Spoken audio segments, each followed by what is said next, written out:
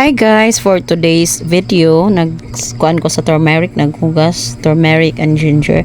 Kay wa mo guys, dili jud lali maglimpyo aning turmeric guys, kay gawas nga imo pa ni siya hinluan, tanggalon ang mga bayas, imo pa ni panitan niya. Iguman pag yun og panit, imo pag yun ni siya tagsa-tagsaon og hugas kay na ay mga bayas nga nanuksok sa iyang mga sa mga ngilit-ngilit. So ayohon jud ni siya og hugas guys, maghugas gud mi ani guys no, tagpila ka oras maabtan mi ani usa ka adlaw sa amo lang kuan pag-process lang ani. So mo na siya guys, ang kanang turmeric kay gagmay man kinahanglan ba yun na namo siya tagsa-tagsaon. So dili jud lalim magnegosyo ging ani guys. So mo na nga, so katong nagplano nga magnegosyo ging ani, kinahanglan taas-taasan jud ninyo inyong kakugi og pasensya sa paghinlo, pasensya sa pag-process, kay dili jud dali mag-process og ingani guys, nga kinahanglan po na ninyo nga inyong tagsa-tagsaon gyud.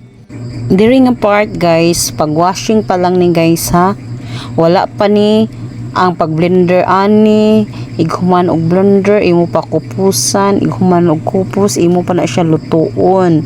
So ing ana gyud kakuti ang mag-process og tea guys. Imo ni siya hugasan hantod nga mo clear na iyang tubig. So dili siya ingon nga kausara kaduha, hantod jud bisan pagka 5 ka unom, basta as long as mo tin-aw na iyang tubig, usa pa na ko i-stop ang paghugas ani guys. So kas jud ni siya tubig tinuod lang, kay dapat mo po ni ipatungod nimo sa gripo para ang iyang mga panit nga nangapaksi mo ina mo wash out pod.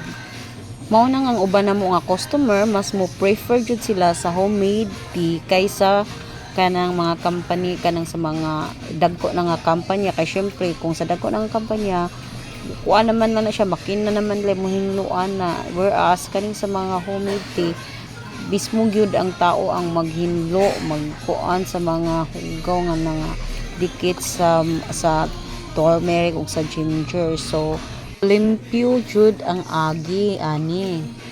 Katong mga nanay diha nga walay mga gikalingawan, pwede rin jud mo mag-watch sa YouTube kung sa inyo pwede inegosyo or ibaligya. Kaysa tinuod lang before ko nagnegosyo ani, diha ra pug ko nagsugod, magsigig tan-aw og mga videos, i-attend kog mga seminars, mga trainings unsaon paghimo ani nga product. So kamong mga nanay dira, imbis magmarites, imbis magsigirag scroll sa Facebook or magsigig duwa sa cellphone, gamita inyong time nga makabuluhan, nga maka-income, kaysa tinuod lang daghay kwarta. Sayon ra ang kwarta sa taong kugihan.